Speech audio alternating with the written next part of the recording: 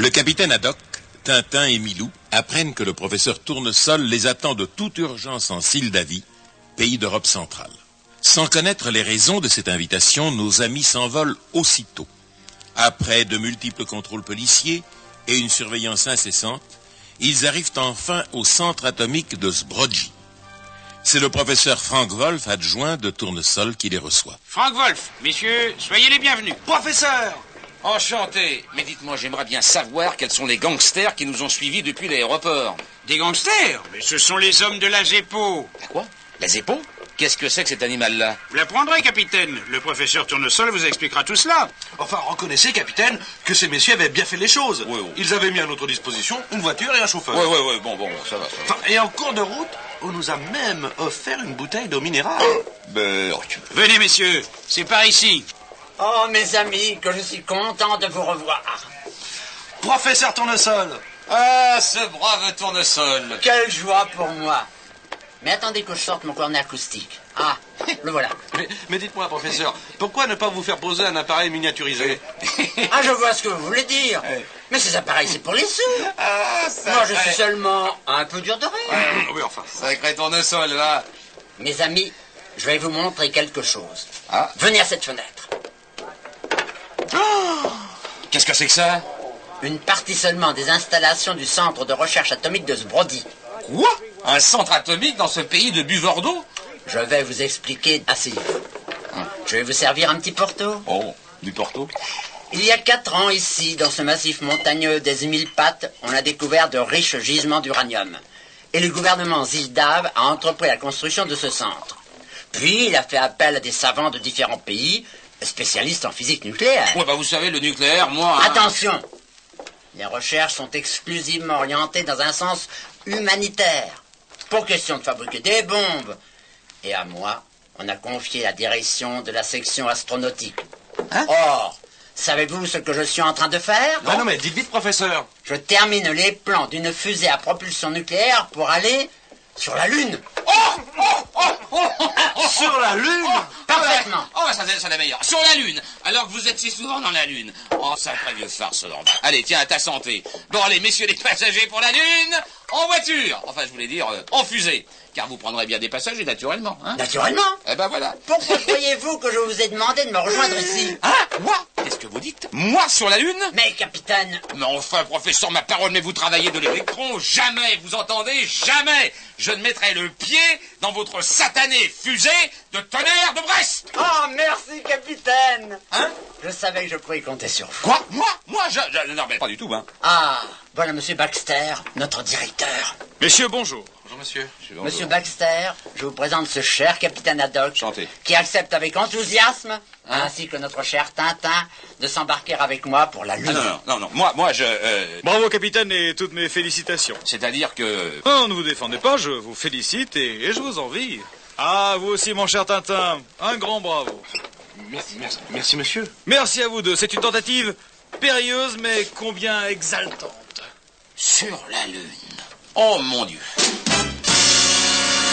Et maintenant, le professeur Wolf va vous faire visiter l'usine. Non, ne vous formalisez pas quand vous subirez les contrôles de surveillance, mais vous vous en doutez, nous devons prendre des précautions contre l'espionnage, le sabotage. Bon gré mal gré, nos amis vont enfiler une combinaison étanche, Milou en ayant une à ses mesures. Nous les retrouvons quelques instants plus tard avec le professeur Wolf dans le hall gigantesque de l'usine atomique de Zbrodji. Et voici la pile atomique constituée par d'énormes blocs de graphite dans lesquels courent des tubes d'aluminium. Au-dessus de nous, voyez, ce sont des barres de cadmium protégées par une épaisse carapace de béton. Les grosses canalisations jaunes et vertes là-haut amènent l'eau nécessaire au refroidissement de l'appareil. Inouï. Formidable. Mais revenons à la pile. En ce moment, on y introduit une barre d'uranium contenant environ 99% d'uranium-238 et 1% d'uranium-235 radioactif. Que va-t-il se passer quand la barre d'uranium sera dans la pile? Le professeur Wolf explique à nos amis le mystère de l'uranium, des neutrons, du plutonium, des atomes, de leur mouvement et de leur réaction, quand, soudain... Allô, l'ingénieur Frank Wolf est prié de se mettre en rapport de toute urgence avec le professeur Tournesol. Je répète, l'ingénieur Frank Wolf est prié de se mettre en rapport de toute urgence avec le professeur Tournesol. se passe-t-il? Il a dû arriver quelque chose de grave. Venez vite. Oh, mes amis, quelle catastrophe! Les plans de la fusée d'essai ont disparu. Hein? Quoi? Je les avais mis dans ce coffre, et voilà ce que j'ai retrouvé de vieux journaux. Tonnerre de Brest! Bon, enfin, vous êtes certain d'avoir déposé les plans là-dedans? Évidemment. Comme c'est bizarre. 2 années de travail disparues, envolées. Enfin, mais qu'est-ce qui vous prend, Tintin? Vous faites les poubelles maintenant? Bah, enfin, mais qu'est-ce que c'est que ça? Hein? Excusez-moi, professeur, mais je viens de trouver ça dans la corbeille à papier. Et ça ressemblerait bien à des plans. Saperlipopette. Ce sont mes plans. J'ai dû avoir un moment de distraction, et j'ai jeté les plans, tandis que j'enfermais les vieux journaux. Sacré vieux Trifon, va. Quelle chance de les avoir retrouvés, car ce sont les plans de la fusée expérimentale dont on achève la mise au point. Je vais d'ailleurs vous la montrer. Nous l'avons baptisée XFLR6. Bientôt, elle partira vers la Lune et nous reviendra après avoir enregistré les renseignements indispensables pour le vol de celle qui nous emportera. Oh, c'est vrai, j'avais complètement oublié. La Lune, vous le savez, tourne autour de la Terre en lui présentant toujours la même face. Oui, tout le monde sait ça. Le derrière de la Lune, si je puis me permettre, nous est totalement inconnu. Mais la fusée du professeur Tournesol, qui sera radioguidée, fera le tour de notre satellite et prendra des photographies de sa face invisible. En outre, les appareils installés à bord apporteront de précieuses indications pour le voyage extraordinaire de nos amis. Tout s'annonce donc très bien, mais une nuit, au centre atomique. Allô, ici Centrale. Un appareil venant du sud survole la zone interdite. Ordre à la chasse et à la DCA de se tenir prêt pour une intervention immédiate. État d'alerte immédiat. Un appareil venant du sud survole la zone interdite. Vous êtes dans zone interdite, faites demi-tour. Allô, entendez-vous? Allô, j'appelle l'avion inconnu, répondez. Attention, nous allons déclencher batterie d'essai 1. Allô. Ici 112 pointé, j'appelle apparition selon la région.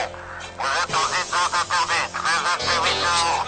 Centrale, ici poste de radar. Attention, 3 parachutistes viennent de sauter au-dessus de la zone interdite. Je répète, 3 parachutistes viennent de sauter au-dessus de la zone interdite.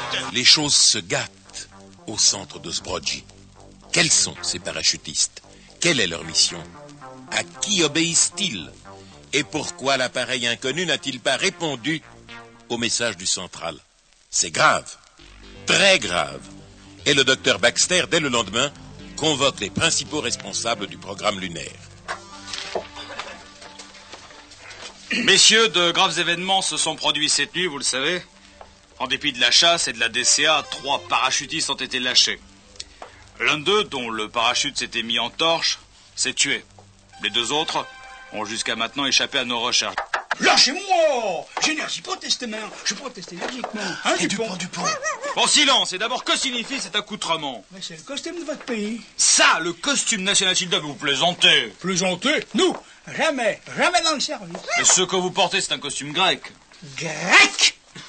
Je t'avais bien dit que le costumier avait pas l'air très au courant. Grec, mais c'est sans importance. Ce que je veux savoir, c'est dans quel but on vous a parachuté. Nous parachutés? Nous n'avons jamais été parachutés. Bah, vous en avez une allure, les Dupont Brothers. Elles sont belles, les Dupont, avec vos petites jupettes plissées blanches, votre bonnet à gland et vos chaussures à pompons. Ah bah c'est beau, ça tient. Mais voyons, qu'est-ce que... Attendez, monsieur Baxter, je crois qu'il doit y avoir une erreur. Ah! Tintin! Oui, monsieur Baxter, je connais très bien ces messieurs. Ce ne sont pas des espions, mais des policiers de mon pays. Des policiers? Parfaitement. Et en mission spéciale, nous devions veiller sur nos compatriotes ici présents. Hein, Dupont? Affirmatif, ici présent. Oui, je me porte garant de ces messieurs. Bon, bien. Allô? Ici Baxter. Les 2 hommes que vous avez arrêtés ne sont pas les parachutistes.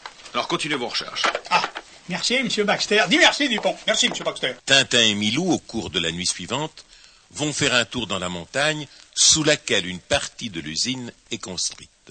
Ils y font une bien mauvaise rencontre. Un inconnu à qui une main passait des papiers par la grille d'une bouche d'aération. Surpris par Tintin, l'inconnu a tiré et notre ami se retrouve dans un lit avec une blessure à la tête. Blessure sans gravité et qui n'empêchera pas notre jeune reporter d'avoir une idée à propos de la fusée expérimentale. Et rapidement rétabli, il peut assister au lancement de la XFLR6. Baxter, nous sommes prêts. Dans quelques instants, messieurs, la XFLR6 va prendre son vol. Je propose que nous laissions au plus jeune d'entre nous, à Tintin, l'honneur de donner le départ. D'accord. Encore 10 secondes. 9, 8, 7, 6, 5, 4, 3, 2, 1, 0.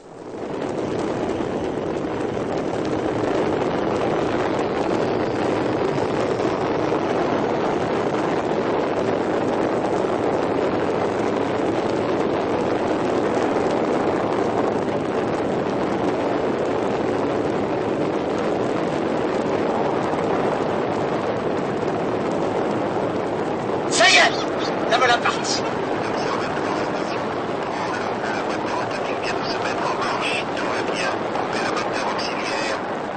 Tout fonctionne à merveille, mais elle a plus de 380 000 kilomètres à franchir et autant pour revenir. Cependant, le temps passe. Observatoire, station de contrôle, la XFLR6 commence à tourner autour de la Lune. Je répète, la XFLR6 commence à tourner. Fusée masquée par la Lune, dans quelques instants nous entrerons en action.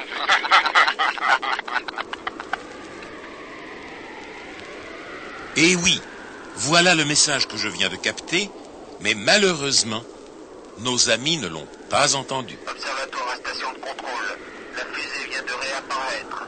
Mais que se passe-t-il? Mais que se passe-t-il? Station de contrôle, m'entendez-vous? Station de contrôle. Allô, station de Je contrôle. vous entends, je ne suis pas sourd. Attention, la fusée s'éloigne de la trajectoire prévue. Allô, monsieur Baxter. Allô, correction, 7, 8, 5, 2. La fusée s'éloigne. Ça perd l'hypopète. Et voilà, le fruit est mûr, il ne nous reste plus qu'à le cueillir. Beau travail. Qu'allez-vous faire, professeur? Ce bouton, c'est celui de... Parfaitement, monsieur Baxter. Et vous êtes fou. Non, je ne suis pas fou. Mais je ne veux pas que notre fusée avec tous ses secrets tombe aux mains d'une puissance étrangère. Qu'est-il arrivé? Notre fusée a été interceptée par un poste de radioguidage plus puissant que le nôtre. Si nous n'intervenons pas, Dieu sait quels forbans vont s'emparer de la XFLR6. Alors C'est très simple. Et vous l'avez compris, il faut la faire exploser. Enfin, Trifon, ta fusée, voyons enfin. Observatoire, station de contrôle, la fusée a échappé à notre radioguidage. La fusée... Ta vieille fusée, Station Trifon. contrôle observatoire. Je vous écoute. La XFLR6 a été captée par un poste de radioguidage étranger. Nous allons la faire sauter. D'accord, monsieur Baxter? Bon, enfin, D'accord. enfin, Trifon, mon ami. Il le Mon ami faut. Trifon, écoute. Attention. 1, 2, 3. Observatoire, station de contrôle, la XFLR6 a fait explosion. Plus rien à observer. Je Monsieur confirme. Baxter, c'était une décision nécessaire. Elle a pu être prise grâce à Tintin. Comment ça? Eh bien, après ma promenade dans la montagne et l'attentat dont j'ai été victime, je me suis dit que des documents avaient été remis aux espions. Rappelez-vous la bouche d'aération. J'ai fait part de mes inquiétudes au professeur Tournesol. Et il a aussitôt imaginé un dispositif permettant de faire sauter la XFLR6 dans le cas où elle serait interceptée. Des mois, des années de recherche et d'efforts. Tout cela anéanti en un Mais non, instant. professeur, tout n'est pas perdu. Oui ou non, la fusée est-elle allée jusqu'à la Lune? Oui ou non, en a-t-elle fait le tour? Tintin a raison, l'essai a été concluant. Dès demain, nous allons nous remettre au travail pour construire la véritable fusée, celle qui vous emportera vers la Lune, professeur. Oui, vers la Lune. Vous avez raison. Hurrah! Et nous travaillerons jour et nuit. Le professeur, qui a retrouvé son tonus, reprend ses travaux. Tout est mené tambour battant. Les scaphandres spéciaux sont terminés, essayés, testés. Tous les essais sont concluants. Allô? Oui? Mais qu'est-ce que c'est que ça? Allô? Oui, je viens de recevoir un message de notre nouvel agent. Le départ aura lieu le 3 à 1h34. Oui, mais vous êtes toujours décidé, colonel Jorgen? Plus que jamais. Vous ignorez peut-être, mon vieux, que j'ai un vieux compte à régler avec ce petit Tintin. Oui, je sais. Au revoir, colonel. Au revoir. À mon humble avis, nos amis ne sont pas au bout de leur peine. Mais à Zbrodji, le jour J est arrivé. Je devrais plutôt dire, d'ailleurs, la nuit, celle du grand départ. Dernières instructions à nos amis, ultime vérification du matériel, et nous retrouvons le capitaine Haddock. Il se dirige vers l'énorme fusée. 2 hommes le suivent, porteurs d'une caisse assez volumineuse. Dites-moi, capitaine, Oui? qu'y a-t-il dans cette caisse? Eh bien, des affaires personnelles pour notre voyage, et puis des boutiques, quoi, 2 ou 3 bouteilles de whisky, et puis un peu de tabac pour ma pipe. Ah, désolé, capitaine, mais les instructions sont formelles. Défense de fumer à bord et interdiction d'emporter des boissons alcoolisées. Ah, c'est comme ça. Ah, c'est comme ça. Eh bien, dans ces conditions, vous m'entendez bien, dans ces conditions, pas question de m'embarquer dans votre espèce de cigare volant. Oh! Oui, c'est fini. Vous m'entendez, j'en ai... Non, cette fois, j'en ai vraiment assez. Alors, allez sur la Lune, sur Mars, sur Jupiter, où vous voudrez. Moi, c'est terminé, je ne pars pas. Vous connaissez le capitaine Haddock, très soupe au lait, mais brave homme. Après bien des hésitations, il avait décidé de partir. Et le connaissant comme je le connais, je peux vous dire ceci, Haddock partira. La preuve, à la date prévue, à 1h34 moins 2, nos amis sont installés dans la fusée. Derniers essais de communication radio, dernière inspection du professeur Tournesol. Dans la salle de contrôle, tous les techniciens sont à leur poste. On a confiance, mais on est quand même anxieux. Dans la fusée, les passagers sont allongés sur leur couchette spéciale et le moment tellement attendu arrive. Attention, mes amis, nous allons partir. À la grâce de Dieu. 9, 8, 7, 6, 5, 4, 3, 2, 1, 0.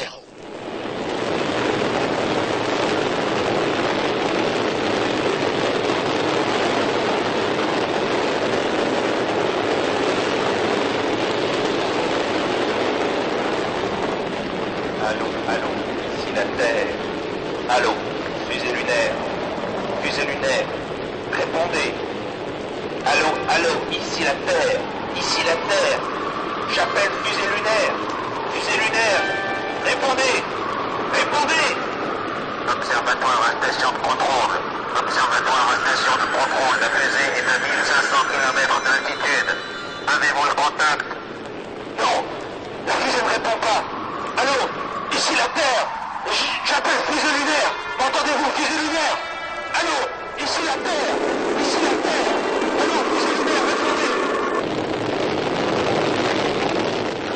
Allô, ici la Terre. Fusée lunaire. Mon Dieu, si nous avions fait une erreur dans nos calculs, ce serait épouvantable. Venez, c'est un coup pour nous aider d'être tous morts, là. Aux appels angoissés de la Terre, seul un silence sidéral répond. Et cela se prolonge. Mais je n'ai pas perdu la tête. Dieu soit loué. Oh non, mon chien. Ici la Terre. Que nous est-il arrivé? Allô? Ah oui, Allô? le départ et cette atroce sensation d'écrasement. Allô? Ici la Terre, fusée lunaire, répondez. Allô? Répondez, Allô? oui. Ici, fusée lunaire. C'est Tintin qui vous parle. Je vous entends. Je viens de reprendre connaissance. Mes compagnons sortent également de leur évanouissement. Allô, ici la Terre. Vous êtes à 4000 km de la Terre actuellement. Votre course est conforme au calcul. 4000 km déjà? Saperlipopette. Oh, j'ai bien dormi. Ah, bah moi aussi, Truffaut. Enfin, tout ça n'est que blague, fumisterie, compagnie, hein? 1000 sabeurs. Vous n'allez pas me faire croire que nous sommes en route vers la Lune, quand même. Ah, vous êtes sceptique, capitaine. Eh bien, venez par là-haut. Regardez, la trappe. Ah! Elle se soulève! Saperlipopette.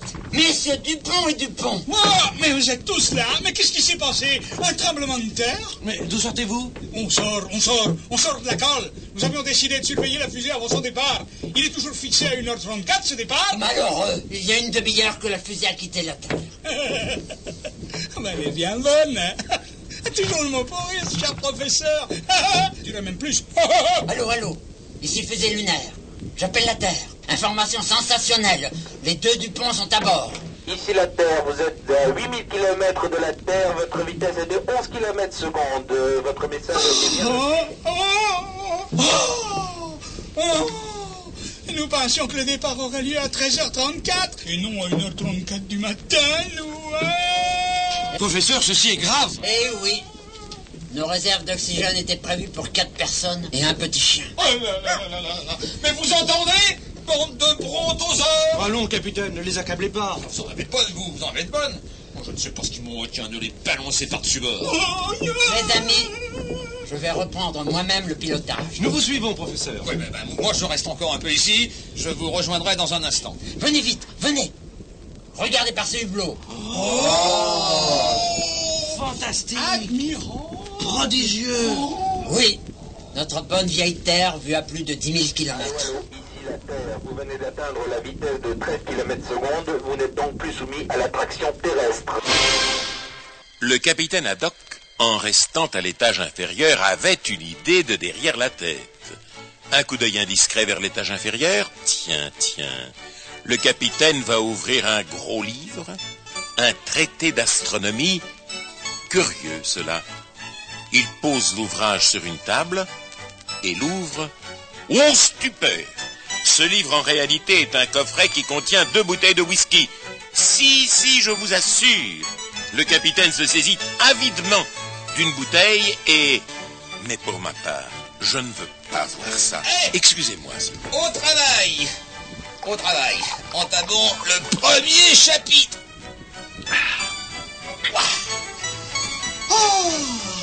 Ah ben je vais vous dire, je me sens déjà plus instruit.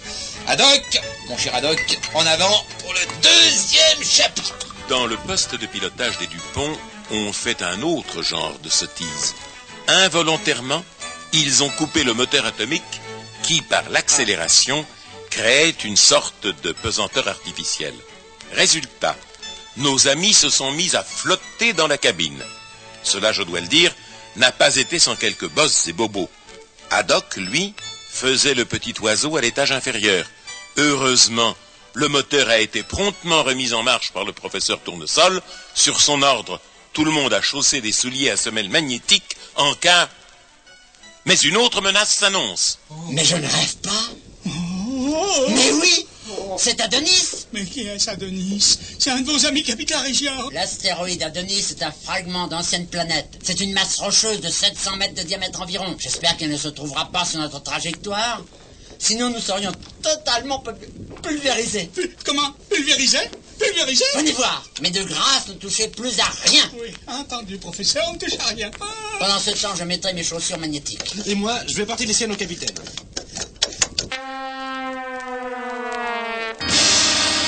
Allô, ici la fusée lunaire. La porte extérieure vient de s'ouvrir, coupant automatiquement le moteur atomique. Professeur! Qu'avez-vous, Tintin? Je n'ai pas vu le capitaine en bas. Par contre, j'ai trouvé ce mot. J'en ai plein le dos de votre maudite fusée. Je rentre à Moulinsart. Signé Haddock. Saperlipopette? Il est devenu fou. Fou? Je ne crois pas.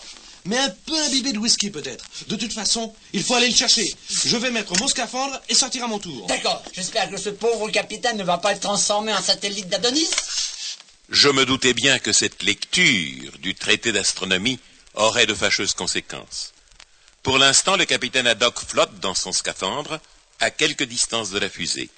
Mais Tintin va réussir à le sauver en se fâchant, car Haddock ne veut rien entendre. Enfin, tout rentre dans l'ordre et nos 2 amis dans la fusée, où une autre surprise les attend.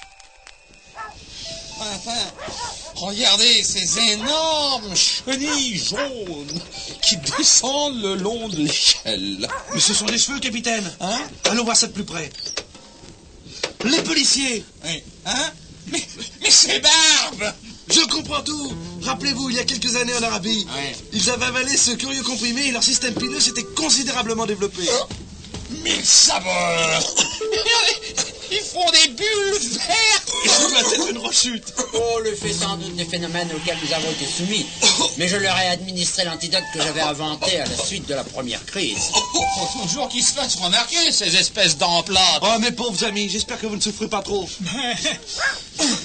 Heureusement, non. Oh, ben, je dirais même plus. Oui, non, aïe! Mon Dieu!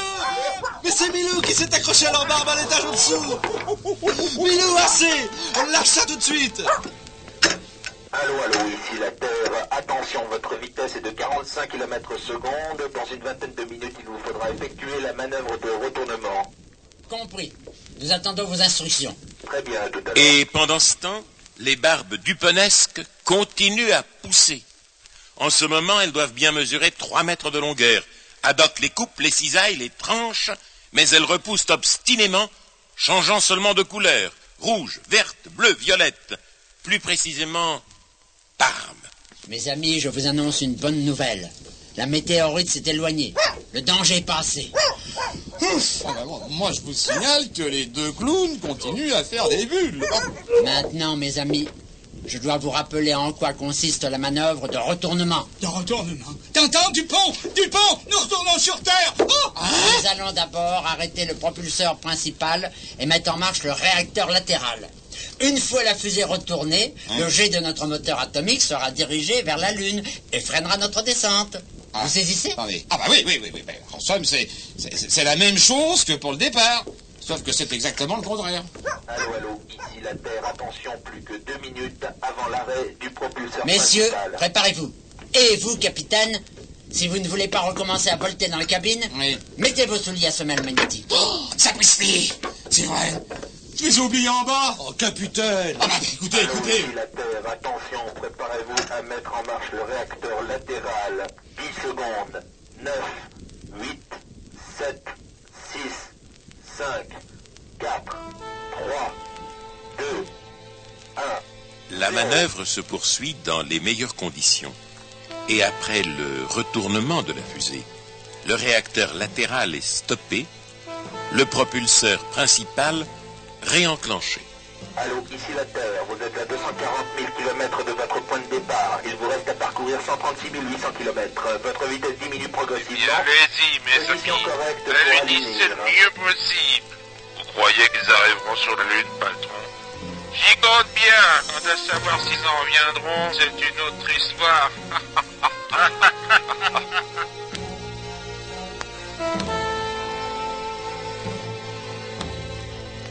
Mes amis, dans une demi-heure, notre fusée se posera sur la Lune à l'endroit que j'ai choisi, le cirque E-Park. Oh, le cirque du parc! Oh, il y a bien longtemps qu'on n'a pas été au cirque, hein, Dupont? Même plus. Mais j'ignorais qu'il y avait un cirque sur la Lune. Oh, capitaine, vous saviez qu'il y avait un cirque sur la Lune? Naturellement qu'il y a un cirque sur la Lune. J'ai même appris qu'ils avaient besoin de 2 clowns. Alors je crois que vous ferez parfaitement l'affaire. On appelle cirque lunaire les plaines circulaires entourées de montagnes. Le cirque E-Park atteint 156 km de diamètre. Dis donc, Dupont! Oui, Dupont. À l'instant, cet individu-là, il nous a insultés.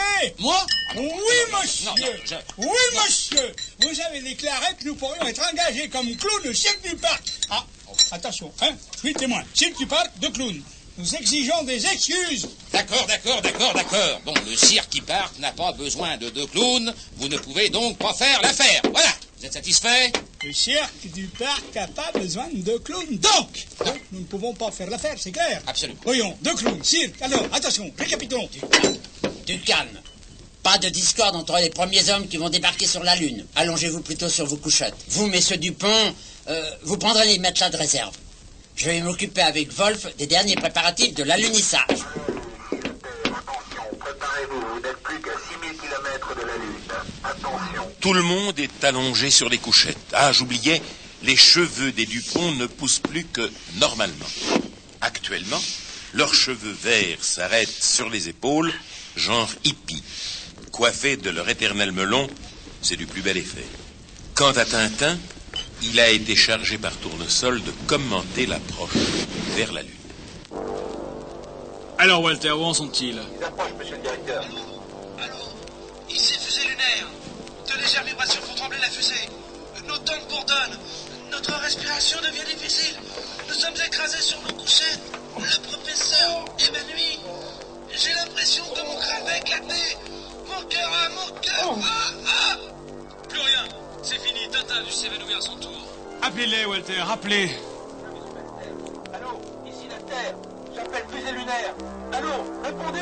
Répondez, fusée lunaire. Ici la Terre. Et les minutes Allô? passent. Fusée lunaire. Lent, Allô? angoissant. Sur Terre, on redoute le pire. Quand tout à coup, un grésillement sort du haut-parleur de la salle de contrôle. Victoire! Victoire! Ils sont vivants! Ici Tournesol qui vous parle de la Lune. Nous sommes sains et saufs. L'alunissage a été parfaitement réussi. Le professeur Wolf, le capitaine Haddock et Tintin sont en train de s'équiper pour sortir de la fusée. Mais c'est Tintin qui a été désigné pour être le premier homme à fouler le sol de la Lune. À tout à l'heure. Moment unique dans l'histoire de l'humanité. Instant grandiose. Triomphe de la technique pacifique. Mais l'émotion, à vrai dire, m'empêche de poursuivre. Je vous laisse avec nos amis. La porte de la fusée a été ouverte. Je suis en haut de l'échelle extérieure. Et je regarde. Spectacle hallucinant. Paysage de cauchemar. Pas un arbre. Pas une fleur. Pas un oiseau. Aucun bruit. Aucun nuage. Dans le ciel noir, des milliers d'étoiles. Attendez, je descends à présent les échelons qui courent le long de la fusée. Plus que quelques échelons. 3, 2, plus qu'un seul. Ça y est! Je viens de poser le pied sur la Lune! Pour la première fois, on a marché sur la Lune! Oui, mes amis, ça y est, et c'est Tintin qui a eu l'honneur de faire ce geste exaltant, poser le pied sur la Lune. Mais Haddock, Tournesol, Wolf et Milou l'ont rejoint, chacun revêtu de son scaphandre spécial. Lors de la descente du matériel, un câble s'est rompu et le professeur Tournesol a failli être écrasé par une caisse. Sans la présence d'esprit de Tintin qui l'a poussé au dernier moment. Bizarre, j'y pense, cette usure du câble. Mes amis, il faut maintenant rentrer à bord. Ce premier contact avec notre satellite est suffisant. Et puis, il va falloir commencer le montage du char lunaire afin d'explorer les environs et de commencer nos observations. Oh, regardez là-bas! Les Dupont, ils sautent comme des cabris. Allô? Les bachibouzouks? Revenez! Et plus vite que ça, mille sabeurs! Déjà? Oh, c'est dommage! On allait danser un petit ballet! Parfaitement, un petit ballet. Rentrez tout de suite! Bien, sabeurs! Ouais, oh! Hé! Inutile vous fâcher, hein? Nous rentrons! Oh! D'ailleurs, j'ai l'impression que vos radios ne fonctionnent pas très bien. Ça grésille. Aussitôt à bord, les passagers de l'espace entreprennent le montage du char lunaire, sorte de blindé, très sophistiqué, et bientôt l'exploration proprement dite commence. Cette exploration est l'étude du sol, des rayons cosmiques, des radiations solaires, et j'en passe. Nos amis explorent aussi les grottes, les cavernes, les gouffres. Au cours d'une sortie, le char manque de tomber dans une crevasse. Pendant ces excursions scientifiques, Milou, revêtu de son petit scaphandre, suit son maître, bien entendu, et les sorties se multiplient. Quelques jours plus tard, une sortie s'est faite sans Tintin. En effet, celui-ci est resté à bord avec Milou pour faire de menues réparations. Cela n'empêche pas la collecte d'observations précieuses. Et quelque part, en Sildavie, à l'écoute d'un récepteur, quelqu'un jubile. Excellent tout cela. Vos découvertes sont d'un prodigieux intérêt pour nous. Qu'est-ce que vous faites? Vous voyez? Je répare la radio. Tiens, mais c'est bien ce que je pensais. Il y a mauvais contact. Pas de problème. C'est l'heure du repas. Je descends à la cale chercher de quoi préparer le déjeuner. Voulez-vous que j'y aille, monsieur Wolf? Non, ne vous dérangez pas, non, j'irai moi-même. Étrange comme Wolf a changé. Au début, à l'usine de Sbrojdi, il était souriant, ouvert. À présent, ce n'est plus le même homme. Qu'est-ce qui a bien pu le transformer ainsi? Curieux tout de même. Wolf est allé au ravitaillement dans la cale. Mais Tintin a raison. Le comportement de ce petit homme chauve a changé. Peut-être une séquelle du malaise qu'il a pris à sa sortie de la fusée. Oui. Après tout, peut-être. Voilà, j'ai tout ce qu'il faut. Parfait. Oh, zut. Qu'y a-t-il? Rien de grave, j'ai oublié de l'huile condensée. Je vais redescendre dans la cale. Pas question. Cette fois, c'est moi qui irai. Je vous remercie. C'est gentil de votre part. C'est bien normal. Vous verrez, les caisses se trouvent là devant vous en entrant. Entendu. Mon Dieu, trop tard pour faire marche arrière. Oh, il doit être arrivé en bas, il va entrer dans la cale. Mon Dieu, je n'aurais jamais dû. Ah, tiens, ça doit être par là. Mais... Oh, tu ne t'attendais pas à ce que le colonel Jorgen vienne te chercher jusque sur la Lune. Quand tu te réveilleras, tu te souviendras sans doute du sceptre d'Ottokar. Wolf! Wolf, c'est fait. Tu peux descendre. Mon Dieu, mais vous ne l'avez tout de même pas trop. Non, rassure-toi, je l'ai simplement endormi. Ah bon? Maintenant, mon petit Wolf, en route pour la Terre. Comment? Que voulez-vous dire? Mais sans attendre les autres? Bien sûr. Dis-moi, dans combien de temps la fusée pourra-t-elle repartir? Mais nous ne pouvons pas faire ça. Les abandonner sur la Lune, c'est les condamner à une mort atroce. Ah, tata, pas de grands sentiments. Nous partons, un point c'est tout. Eh bien non, je refuse. Je ne me ferai pas complice d'un tel forfait. Wolf, suppose que nous attendions les autres et que nous repartions avec eux. C'est toi qui fourniras de l'oxygène pour tout le monde? Les réserves étaient prévues pour 4 passagers, pas pour 7.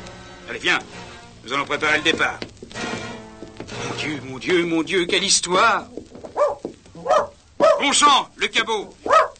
On va se l'approcher au bord de la trappe. Passe-moi la matraque qui a endormi son maître. Oh, ouais. Allô, Tintin, allô, la fusée. Ici le char lunaire, ici Tournesol. Répondez.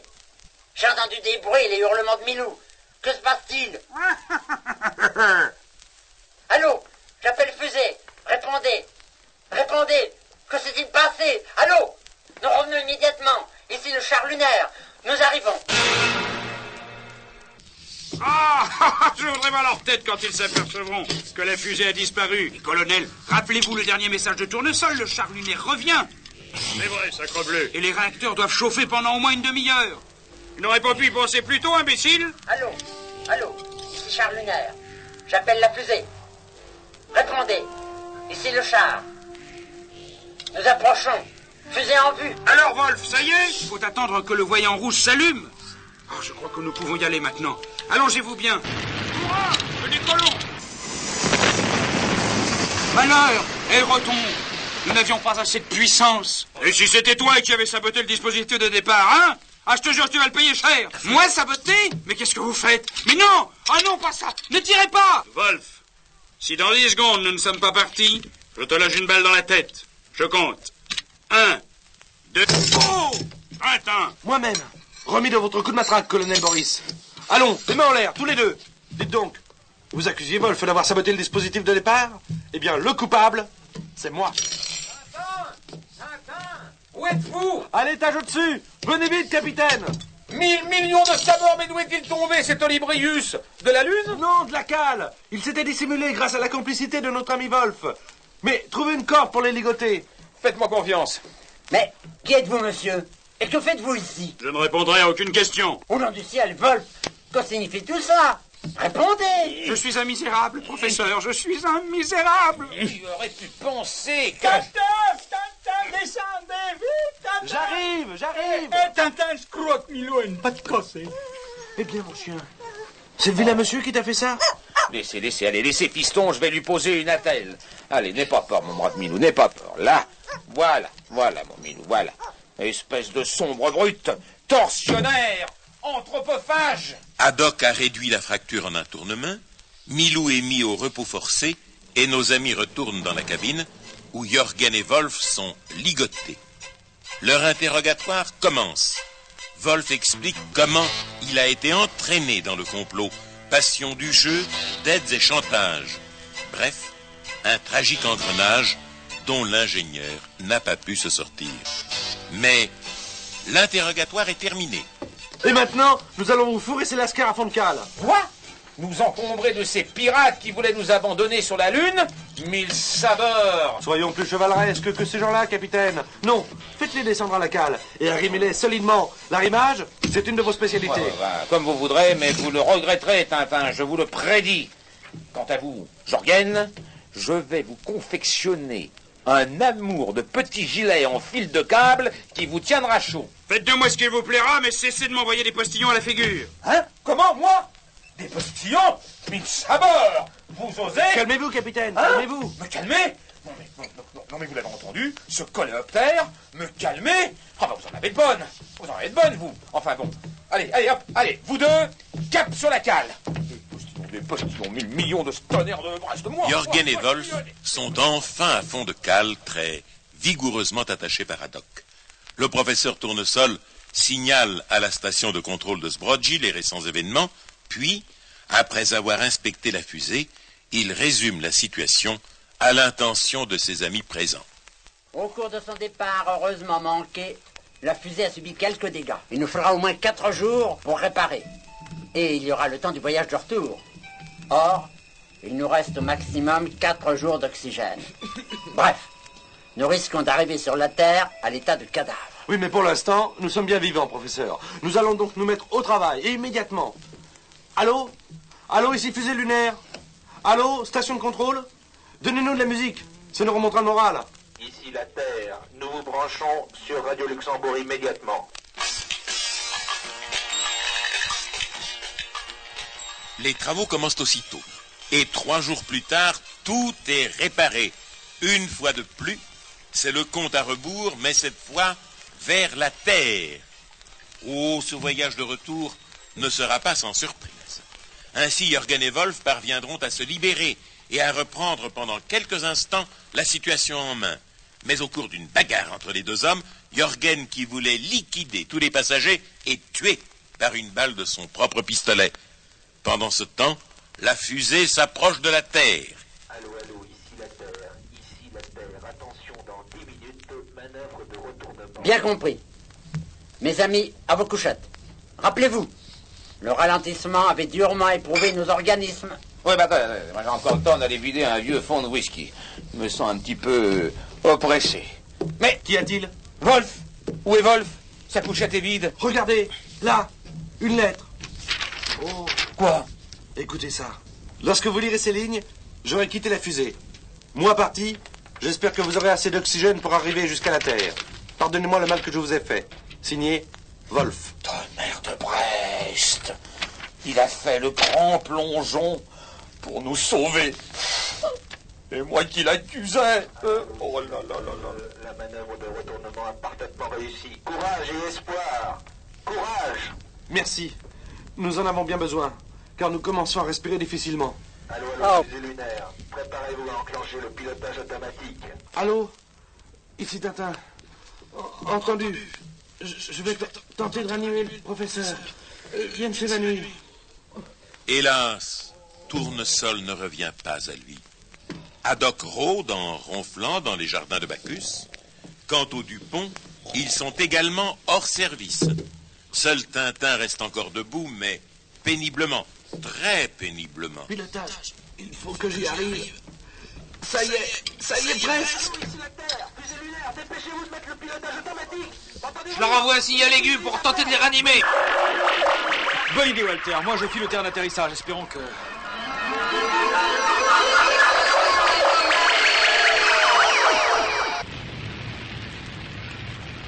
1200 kilomètres encore, 800, mais Tintin, sorti durant quelques secondes de son évanouissement par le signal sonore, a pu enclencher le pilotage automatique. Maintenant, la fusée approche du centre de Zbrodzi, freinée par le jet du moteur auxiliaire qui, heureusement, s'est mis en marche. Enfin, l'énorme jet de feu touche le sol de la Terre en soulevant un nuage de poussière, et la fusée se pose, mais personne ne semble bouger à l'intérieur. Pas de réponse. Apportez les scies électriques, vite! Tous les services de sécurité, les services médicaux sont au pied de la fusée, prêts à intervenir. Enfin, nos amis sont évacués de la fusée, masques à oxygène, piqûres, etc. Et le miracle se produit. Où suis-je? Ah, vous êtes sains et saufs sur la Terre! Sur la Terre? Et mes compagnons? Le professeur et les Dupont sont hors de danger. Et Milou? Mon chien. Allons voir le capitaine. Capitaine! Capitaine, réveillez-vous! Nous sommes arrivés. Quoi? Je ne rêve pas? Hein? J'ai bien entendu quelqu'un parler de whisky. Oh, mes amis, quelle aventure! Trifon, mon vieux Trifon, dans mes bras, ma vieille branche. Ah bah voici les Dupont. Du whisky? Hein? Allez, bah mes amis, à la bonne nôtre. Moi aussi, capitaine. Je veux trinquer avec vous. Ce sera la première fois que je goûterai de ce breuvage. Mais ce n'est pas le jour à boire de la camomille. Nous avons vécu la plus prodigieuse aventure de tous les temps. La trace de nos pas est inscrite sur le sol de la Lune. Mais la laisserons-nous recouvrir à jamais par la poussière des siècles? Non. Non. Car un jour, nous retournerons sur la Lune. Quoi? Retourner sur la Lune? Alors moi que je sois changé en cabestan, 1000 sabords, si je remets le pied dans votre cercueil volant. Espèce de zouave interplanétaire. Mais capitaine! Vous m'entendez? Jamais. De toute cette histoire, il n'y a qu'une chose à retenir. On est vraiment bien que sur notre bonne vieille Terre.